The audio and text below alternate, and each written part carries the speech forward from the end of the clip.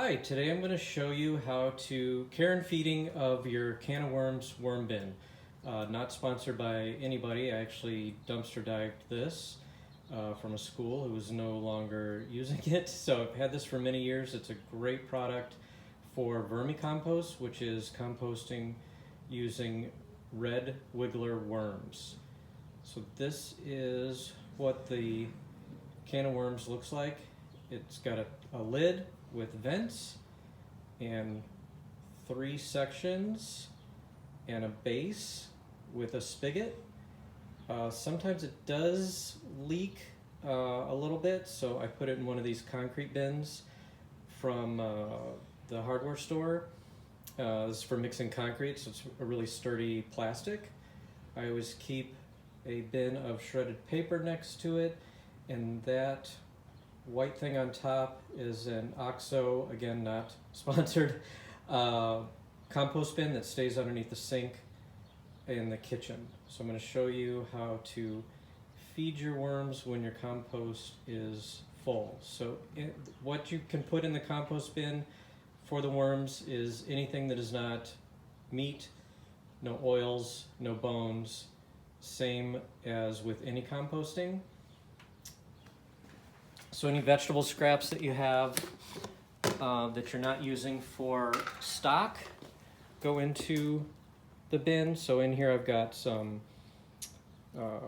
coffee grounds, eggshells, there's some onion skin in there, I know there's a potato in there, some paper towels that were used to clean up the bin, the vegetable scraps and such, and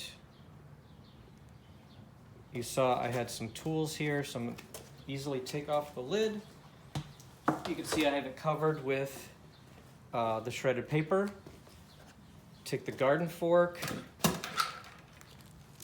move away some of the food. I feed this once or twice a week. You can see some stuff sprouting in here. That's totally fine. That'll eventually rot and break down, and the worms will eat it. So move away some, put in the fresh stuff. I keep a spatula nearby, dump that in, scrape everything out. You never need to water worms because there's plenty of water from the vegetable matter. So one of the misnomers is that the worms eat the vegetable matter. Actually what they do is eat the bacteria that is breaking down the vegetable matter. So having rotten vegetables is actually a good thing. So sometimes I keep the compost bin out and let things rot for a little bit. And that is actually recommended by many people who do vermicompost, including Will Allen, famously from Milwaukee. Cover it back up. Shove things down. No, you're not going to hurt the worms.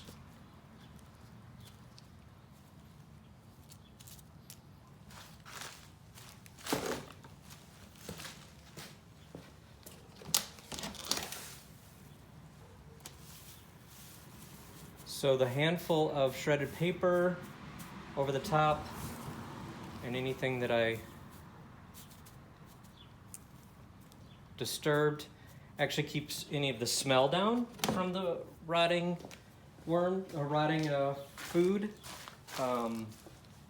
The carbon from the paper actually absorbs the smell, and the worms will also, as that paper breaks down, the worms will also eat that. So I'm going to move my camera over a little bit and take off the lid and show you what happens. Every spring I bring this down, bring this from the basement out into the garage, spread out a couple old tarps, and I can take these out. This one's got the worms in it, fresh food, so I don't do any harvesting there. You'll see here empty bins because I've already taken them out, taken them apart. So I have I'm showing you 2 stages here. So when you flip over the bin, it's pretty solid, moist mass of composted vegetable scraps. Again, this whole bin held a whole year of our vegetable scraps. So then as on the right, so you can see that's what I just dumped. On the left here are little piles. So what I'll do is break this up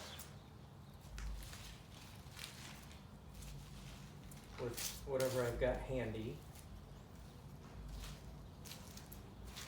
This was the very most bottom bin, very most bottom section, so that is pretty well composted. You're almost always going to have eggshells, but putting them in your garden, eggshells are recommended to put in your garden anyway, so if they're not completely eaten by the worms, that is totally fine. So I'm not going to bore you with doing it because I've already done it here. I put into these piles. And what happens is with the light, the worms don't like light, so they will go to the bottom of the pile, and then I can easily harvest what I need to put into the garden.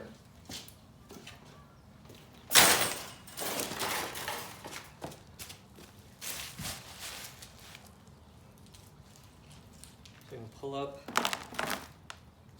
off the top.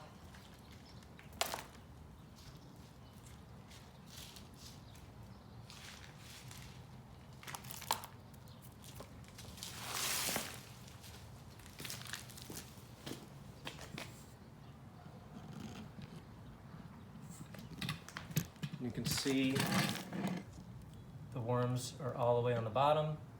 If some of those get into the garden, that's totally fine. These are not European earthworms that actually are invasive and cause all kinds of problems for our environment. These are red wigglers, and they probably won't survive if they get into the garden, but there's thousands of these in our compost bin because they continue to reproduce and make more worms pretty quickly. Their lifestyle is all about eating and reproducing, and the more food there is, the more that they'll reproduce. I can harvest all this to go into the garden, and any worms that I pull out, I'll put back into the worm bin. I'm doing this barehanded, but that's what I do. I like the feel of the earth, feel of these wonderful worms. There's no smell, and it's completely nutritious. The NPK is 000, but there's a lot of micronutrients in there. If you think about earthworms in your garden, they are super beneficial. If we didn't have earthworms, we wouldn't have crops. So they eat the organic matter and make poop, which is called worm castings.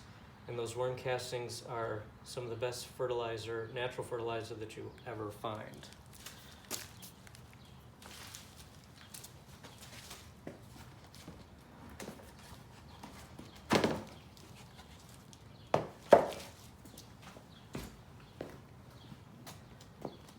So the base of the bin actually collects any fluid that comes down through the bins over time.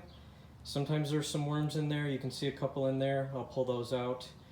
But there's a spigot here, and you can collect what's called worm tea and mix that with water and water your indoor plants, your outdoor plants, whatever you would like. Again, great fertilizer, good for the environment, excellent for the plants. So next I'll show you what to do. What I do is I will wash out this, I will wash out these all over the garden beds, again to get as many nutrients from this system as possible. But I'm going to do a short version here so I can show you what happens. You put the worms are mostly in here with fresher food that's been there given them over the weeks. The next bin goes on top. Excuse me. You start putting your food, and any of the worms that I take from the piles over here, I'll put in there as well. Once the worms get done eating everything in here and there's no more food left, they're gonna start coming up through these holes that are in the bottom and making their way to the food. So as I showed you on the bottom one actually gets very, very well vermicomposted, and then the next level's less so.